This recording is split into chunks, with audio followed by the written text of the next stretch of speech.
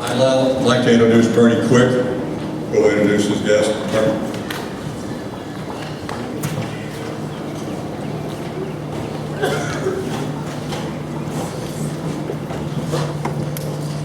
In July of 1967, Private Jim Bisson joined the Alpha Company, 2nd Battalion, 12th Infantry Division in Dao Chang, Vietnam, in the Michelin rubber plantation.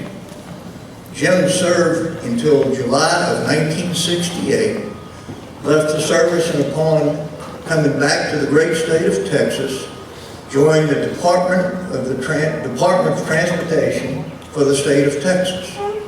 At the same time, Jim joined the Army National Guard.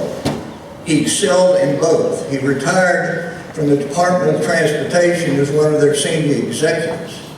In 2005, a great soldier and a good friend of mine retired from the Army National Guard as Brigadier General Jim Bisson. Please welcome Jim and his wife Cheryl.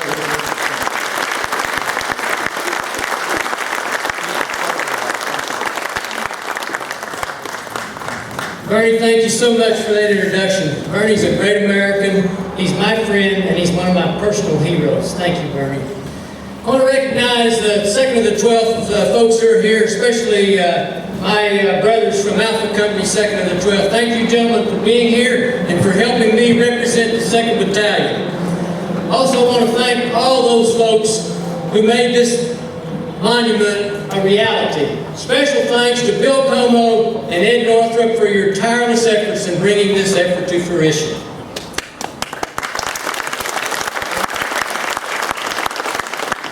It is truly an honor for me to speak on behalf of the 2nd Battalion. I know there are people in this event here today who are more eloquent and probably more deserving of this honor.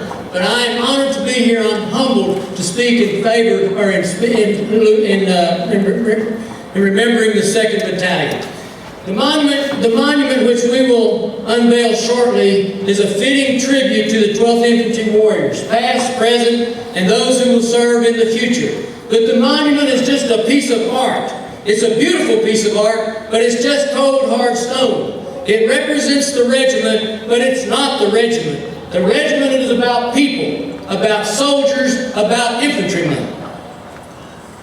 When I think about the regiment, and specifically the 2nd Battalion, I am reminded that the 2nd Battalion, 12th Infantry, is where I received my baptism of fire in combat. It is where I finally grew up and learned what is really important in life.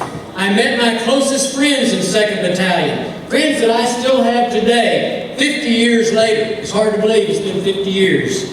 They are brothers to me, and my love for them is greater and different than the love that I have for my family. When I think about the 12th Infantry, I remember many of my comrades who served in the regiment.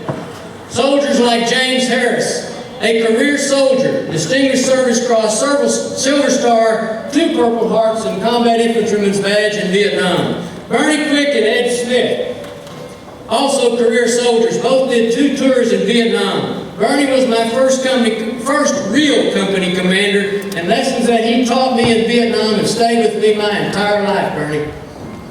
Wayne Clark, my closest friend, who as a mortar platoon FO, probably took out over 100 ambush patrols in less than a year. Charlie Page, one of my other good friends, Silver Star, 2 Purple Hearts, Combat Infantryman's Badge in Vietnam.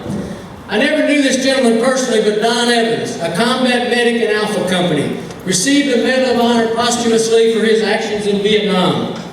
There are many others that I could list, all comrades in arms in 2nd Battalion, 12th Infantry.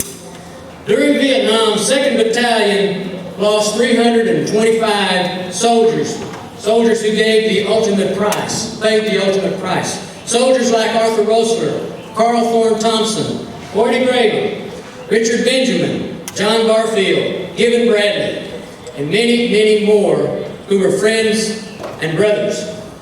This monument is especially fitting for all those who paid that price while serving in the regiment. With memories like these, how can the 12th Infantry Regiment not have a special place in my heart, having been led by love of country?